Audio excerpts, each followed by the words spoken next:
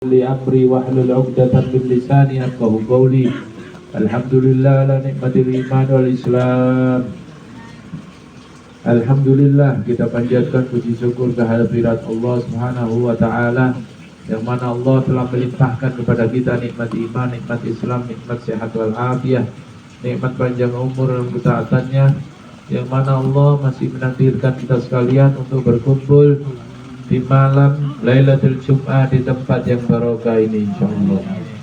Salawat dan salam tak lupa kita aturkan kepada junjungan baginda dan besar Muhammad sallallahu alaihi wasallam. Saya beritahukan bahwa kita akan seling, dan yang lebih utama yaitu kita mengamalkan apa yang dihadirkan, disabdakan oleh baginda Nabi besar Muhammad sallallahu alaihi wasallam, yaitu kata Rasulullah, inda dzikri sholihin tatanazzalur rahmat. Di dalam kita menceritakan kisah-kisah orang-orang sholihin ini, di tempat itu pula rahmatnya Allah Subhanahu wa taala turun. Mudah-mudahan dengan berkat pembacaan Siratus Sholihin ini, riwayat singkat orang-orang sholihin ini, mengundang rahmatnya Allah Subhanahu wa taala untuk turun di tempat ini, sehingga apa yang kita hajatkan, hajatid dunya wal hajatil akhirah, dikabulkan oleh Allah Subhanahu wa taala. Amin ya rabbal alamin. Seperti yang difirmankan oleh Allah Subhanahu wa taala dalam Al-Qur'an, Muhammadur Rasulullah walladzina ma'ahu asyidda'u 'alal kuffari ruhama'u bainahum. Muhammadur Rasulullah, Nabi Muhammad itu utusan Allah. Walladzina ma'ahu, dan orang-orang yang bersamanya. Hu di sini ai sahabatul Rasul. Nah, itu maknanya begitu. Jadi hu di sini orang-orang yang bersama di sini yaitu sahabat. Orang-orang yang bersama-sama baginda Nabi besar Muhammad sallallahu alaihi wasallam. Asyidda'u 'alal kufar ruhama'u bainahum, tegas terhadap orang-orang kafir dan saling mengasihi terhadap sesama umat Islam. Saling berkasih sayang terhadap sesama umat Islam. Pada malam hari ini kita akan membacakan riwayat singkat sahabat Rasul sekaligus anak didik baginda Rasulullah sallallahu alaihi wasallam yang bernama Abdullah bin Abbas, atau dalam periwayatan hadis nanti dikenal 3 nama Abdullah yang sama. Yang pertama Abdullah bin Abbas, kedua Abdullah bin Umar, yang ketiga Abdullah bin Mas'ud. Nah, di antara ketiga ini yang senior yaitu Abdullah bin Mas'ud. Makanya kalau ada riwayat hadis Abdullah, itu berarti Abdullah bin Mas'ud. Yang lainnya dibilang Ibnu Abbas sama Ibnu Umar, karena memang selisihnya umurnya jauh. Abdullah bin Mas'ud lebih senior dalam hal umur. Makanya kalau yang ini karena masih muda tapi luar biasa. Beliau Abdullah bin Mas'ud ini pemuda yang berwatak dewasa, memiliki sifat yang suka bertanya, suka belajar, dan sangat cerdas. Sahabat yang satu ini mulia segala-galanya, tidak ada yang ketinggalan dalam pribadinya terhadap kemuliaan sebagaimana sahabat Rasul sallallahu alaihi wasallam maupun sebagai seorang cendekiawan muslim. Sebab ini dari kecil Abdullah bin Abbas ini sepupu Rasulullah, anak dari paman Rasulullah yang bernama Abbas bin Abdul Muthalib. Waktu lahir begitu lahir masih bayi, sebelum menyusu susu ibunya itu sudah dibawa ke Rasulullah untuk ditahnik oleh Rasulullah, didoain, kemudian dijulurkan lidahnya Rasulullah, nyambung ke lidahnya Abdullah bin Mas'ud ini, sehingga air liur Rasulullah itu ketelan ke dalam lidah Abdullah bin Mas'ud. Jadi air yang pertama kali diminum yaitu air liur baginda Nabi besar Muhammad sallallahu alaihi wasallam. Tapi efeknya nanti apa, Pak? Nanti berefek sekali. Anak ini akan mendapatkan ilmu hikmah dari Allah Subhanahu wa taala dan memiliki kecerdasan yang luar biasa. Itu salah satu dari keberkahan air liur Rasulullah SAW yang masuk ke rongga mulutnya tadi.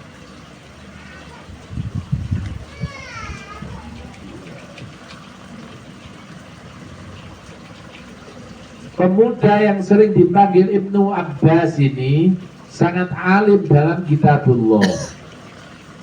Saking alimnya dia bukan hanya hafal, tapi paham maknanya. Bahkan sahabat Rasulullah SAW ini dikatakan menguasai Al-Quran sampai ke dasar-dasarnya, mengetahui tujuan penulisan ayat serta memahami segala rahasia dan keutamaan Al-Quran. Jadi menjiwai, bukan hanya hafal, tapi menjiwai dan memaknai apa maksud dari ayat Al-Quran, beliau tahu.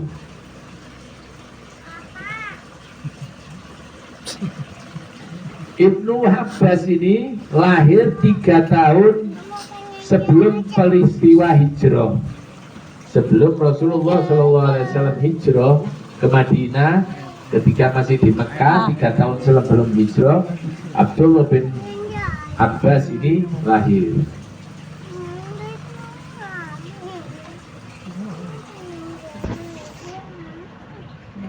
Dan ketika Rasulullah SAW wafat, Abdullah bin Abbas ini masih berusia 13 tahun. Seusia berapa? 13 tahun. Mana yang di sini yang 13 tahun? Yang umur 13 tahun di sini mana? Yang umur 13 tahun. Ah, ini. Iya, umur 13 tahun kamu. Kelas berapa? 13 tahun berarti. Kelas 1 SMP. Iya. Nah, ini seumur ini. Cuman bedanya kamu sama Abdullah bin Abbas apa? Ketika umur 13 tahun, di samping hafal Al-Quran, Abdullah bin Abbas ini telah menghafalkan sekaligus paham 1660 hadis Rasul. 1660 hadis Rasul. 1660 hadis apal di usia 13 tahun. Nah, seumuran 13 tahun. Ada sekarang yang begitu. Kelas 1 SMP hafal 1660 hadis. Ini cerdasnya Abdullah bin Abbas.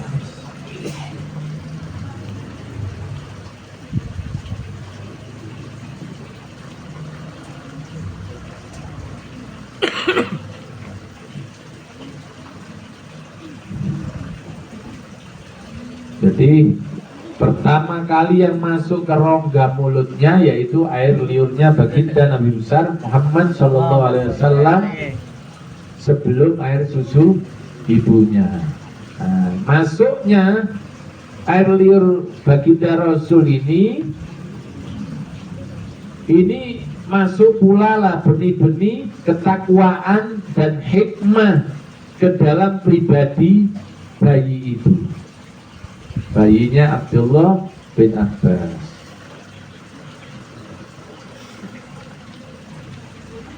ini seperti yang difirmankan oleh Allah SWT, yu'til hikmata man yasha'u wa man yu'til hikmata faqad utiya khairan katsiran wa ma yadzakkaru illa ulul albab.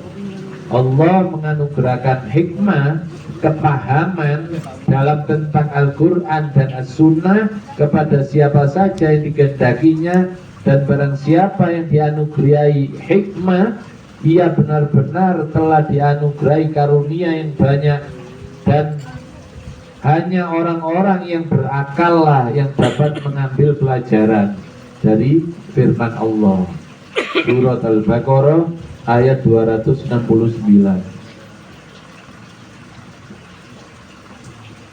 Ketika anak ini mulai beranjak memasuki usia tamyiz, usia 6-7 tahun, dia kemudian tinggal bersama Rasulullah. Jadi mulai usia 5, 6, 7 tahun itu sudah bersama Rasulullah hingga Rasulullah wafat. Abdullah bin Abbas umur 13 tahun, sehingga Rasulullah kemanapun perginya, Abdullah bin Abbas ini ada di samping Rasul. Setiap kali masuk waktu sholat, Abdullah bin Abbas ini yang menyiapkan air wudhunya Rasulullah SAW.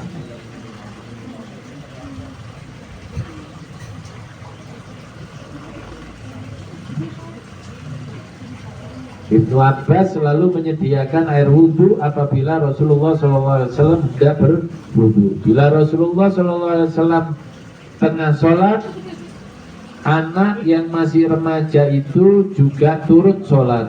Bila Rasulullah SAW berpergian, ia turut ada di belakang Rasul terus. Kemanapun Rasul pergi, ada Abdullah bin Abbas, sepupu baginda Nabi besar Muhammad SAW. Sedemikian dekatnya Ibnu Abbas dengan Rasulullah sehingga orang-orang menyebut Ibnu Abbas bagaikan bayang-bayang Rasulullah SAW yang senantiasa mengikuti kemanapun Rasulullah pergi.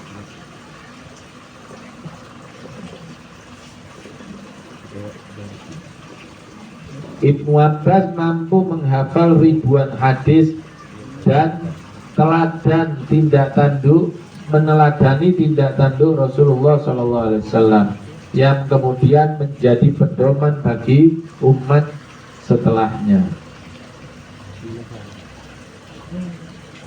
Kemudian ketika baginda Nabi besar Muhammad SAW menjalankan sholat pun, Abdullah bin Abbas ini dipanggil sama Rasulullah, disuruh berada di samping beliau. Tapi Abdullah bin Abbas nggak mau, tetap ada di belakang Rasul SAW. Ketika selesai sholat, dipanggil Abdullah bin Abbas. Kenapa kamu saya suruh di samping, nggak mau kok ada di belakangku? Apa jawaban Ibnu Abbas? Dibilang, saya nggak pantas ya Rasulullah, engkau terlalu mulia di hadapanku. Dari saking takdimnya ini, dari anak-anak sudah takdim, merasa menaruh rasa hormat kepada baginda Rasul Sallallahu Alaihi Wasallam. Akhirnya apa? Didoakan oleh Rasulullah, ya Rabb, karuniakanlah kepada anak ini ilmu hikmah yang bermanfaat untuknya, bermanfaat di dunia wal akhirah. Akhirnya benar, dia mendapatkan ilmu hikmah, dan doa baginda Rasul dikabulkan oleh Allah Subhanahu wa ta'ala. Anak ini mendapatkan ilmu hikmah. Ilmu hikmah di sini, di samping dia mempunyai kecerdasan otak yang luar biasa, mampu memahami isi Al-Quran serta hadis, hafal ribuan hadis, hafal Al-Quran beserta maknanya. dia mempunyai harisma yang luar biasa. Dan ini terbukti doa baginda Rasulullah SAW ini terbukti sepeninggal Rasulullah SAW di zaman Khalifah Ali bin Abi Thalib. Nah, terjadi perang Jamal. Nah, ada fitnahan perang Jamal, yaitu perang antara Sayyidatuna Aisyah radhiyallahu anha dengan ada selisih paham dengan Khalifah Ali bin Abi Thalib di saat itu. Kemudian dan ada sedikit kesalahpahaman dengan Muawiyah, yang akhirnya Sayyidina Ali melepaskan gelar kekhalifahannya. Akhirnya umat Islam di kala itu sempat terpecah. Nah, ini ilmu hikmah yang dikaruniakan oleh Allah Subhanahu wa taala kepada Ibnu Abbas ini terbukti. Di zaman Sayyidina Ali bin Abi Thalib itu ada kelompok Khawarij, orang yang memusuhi Sayyidina Ali. Kemudian Ibnu Abbas ini datang ke Sayyidina Ali, ya Amirul Mukminin, saya mau datang ke orang-orang Khawarij. Jangan Abdullah bin Abbas, nanti kamu jadi sasaran orang-orang itu. Tidak, insya Allah ada jalan. Aku akan meniatkan untuk mendamaikan kelompok-kelompok yang bertikai ini. Anak yang masih muda tapi mempunyai ilmu hikmah, kecerdasan yang luar biasa. Ini didikannya Rasulullah seperti ini.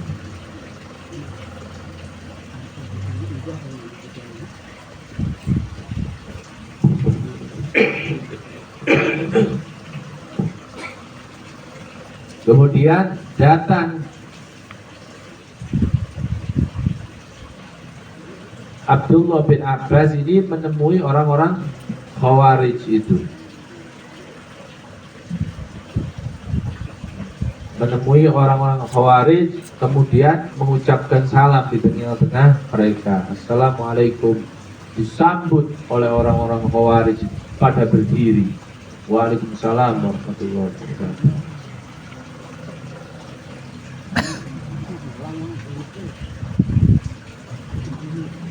Kemudian Ibnu Abbas bertanya kepada orang-orang Khawarij itu, apa yang menyebabkan anda ini memusuhi khalifah?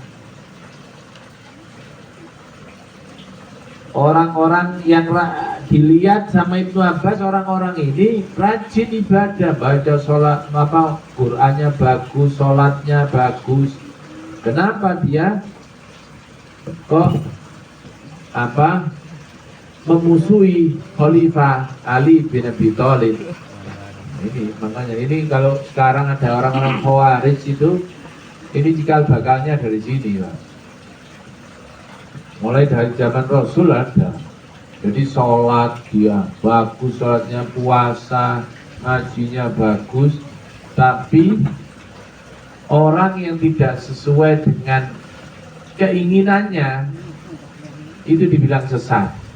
Itu bukan ada di sekarang, dari zaman sahabat, dari zaman Rasulullah ada. Rasulullah sendiri dalam membagi rampasan perang dibilang tidak adil. Nah, itu orang Khawarij itu waktu itu para sahabat, Sayyidina Umar sudah cabut pedang, jangan, kata Rasulullah, jangan. Tapi ketahuilah dari tulang sulbi orang-orang ini nanti akan menjadi fitnah bagi agama Islam di akhir zaman. Itu orang-orang Khawarij. Ini sekarang ahlul bid'ah itu Semua dibilang bid'ah, sesat, ini, itu. Karena apa? Menghukumi segala sesuatu itu dengan hawa nafsunya, keinginannya. Padahal pengetahuan dia itu kurang, nggak sampai ke situ.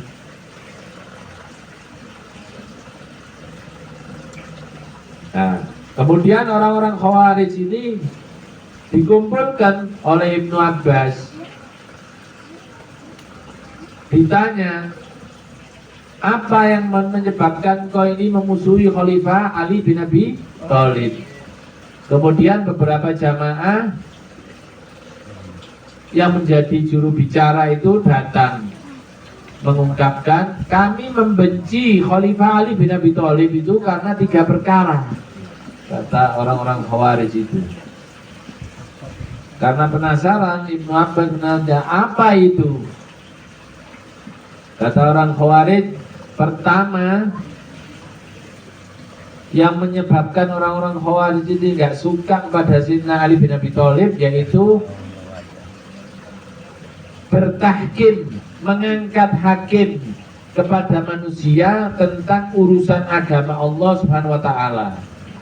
Kok pakai ngangkat hakim dari golongan manusia mengenai hukumnya Allah Subhanahu wa taala. Itu yang pertama. Saya nggak cocok sama Sayyidina Ali seperti itu, kata orang Khawarij. Baik, kata Ibnu Abbas. Terus apa lagi? Yang kedua, memerangi Aisyah dan kaum Muawiyah, tetapi ia tidak mengambil harta rampasan dan tawanan. Tidak mau menawan Sayyidatuna Aisyah sama Muawiyah, padahal kalah sudah di situ. Dan dia tidak menarik rampasan perang. Kenapa demikian? Baik, kata Ibnu Abbas. Terus yang ketiga apa? Ketiga, ia menanggalkan gelar Amirul Mukminin dari dirinya, padahal kaum muslimin yang mengukuhkan dan mengangkatnya. Kenapa dia lepas itu gelar Amirul Mukminin? Padahal kan kami yang ngangkat semua. Baik, kata Ibnu Abbas. Kemudian Ibnu Abbas berkata, mau kamu mendengarkan penjelasanku? Aku dengarkan apa jawabanmu. Wahai anak paman baginda Rasul Muhammad SAW, dihormati sama orang-orang Khawarij. Memang dia disegani di semua kalangan sahabat. Sampai di zaman Sayyidina Umar pun ketika menjadi khalifah, Ibnu Abbas ini sering dijadikan penasehat istana dalam hal-hal agama, terutama mengenai Al-Quran, karena kecerdasan beliau dalam pemahaman Al-Quran. Kemudian Ibnu Abbas berkata, masalah pertama yakni tentang bertahkim, mengangkat manusia sebagai hakim dalam urusan agama Allah Subhanahu wa taala itu sesuai firman Allah Subhanahu wa taala, a'udzubillahi minasyaitonir rajim, ya ayyuhalladzina amanu la taqtulus saydu antum hurum wa man qatalahu minkum muta'ammidan fajazaa'u mithlu ma qatala minan na'ami yahkumu bihi dawa adlin minkum hadiyan balighal ka'bati au kafaratun ta'amu miskin au adlu dalika siyaman liyadhuqu wa bala amrihi afallahu amma salaf wa man 'ada fayanqalibu Allahu minhu wallahu azizun dzuntiqam. Yang artinya, hai orang-orang yang beriman, janganlah kamu membantah, janganlah kamu membunuh binatang buruan ketika sedang ihram. Barang siapa di antara kamu membunuhnya dengan sengaja, maka dendanya ialah mengganti dengan binatang ternak seimbang dengan buruannya.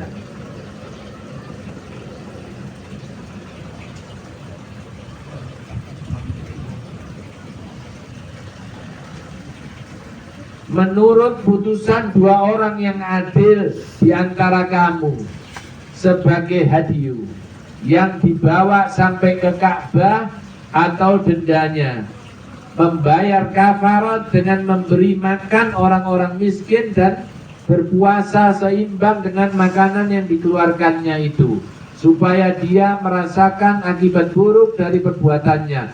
Allah telah memaafkan apa yang telah lalu, dan barang siapa yang kembali mengerjakannya, niscaya Allah akan menyiksanya. Allah Maha Kuasa lagi mempunyai kekuasaan untuk menyiksa. Di ayat ini disebutkan menghukum dengan menurut menunjuk dua orang yang adil, yaitu hakim orang yang adil. Dari ayat ini, apakah engkau bisa menerima apa yang diputuskan oleh Khalifah Ali bin Abi Thalib?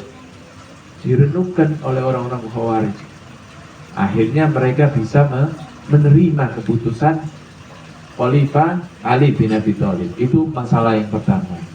Kemudian Ibnu Abbas melanjutkan, saya bersumpah bersama tuan-tuan dengan menyebut nama Allah Subhanahu wa taala, apakah putusan seseorang hak darah atau jiwa yang mendamaikan antara muslimin itulah yang lebih penting, ataukah seekor kelinci yang berharga 1/4 dirham?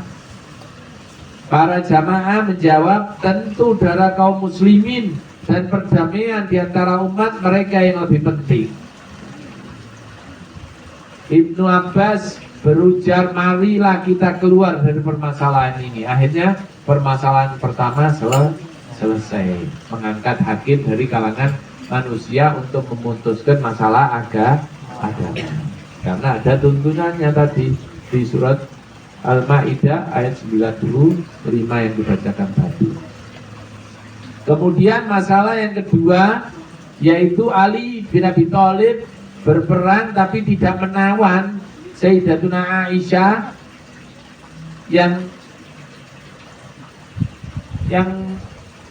sebagai istri Rasulullah SAW, dan tidak mengambil rampasan perang.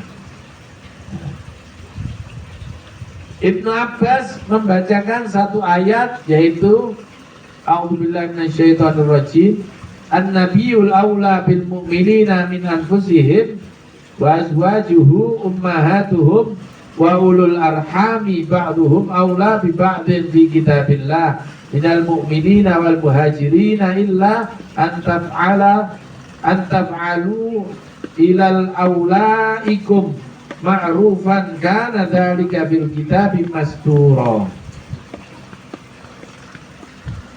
Nabi itu hendaknya lebih utama bagi orang-orang mukmin dari diri mereka sendiri dan istri-istri atau ibu-ibu mereka, dan orang-orang yang mempunyai hubungan darah satu sama lain lebih berhak mewarisi di dalam kitab Allah daripada orang-orang mukmin dan orang-orang muhajirin, kecuali kalau kamu berbuat baik kepada saudara-saudaramu seagama. Adalah yang demikian itu telah tertulis di dalam kitabullah.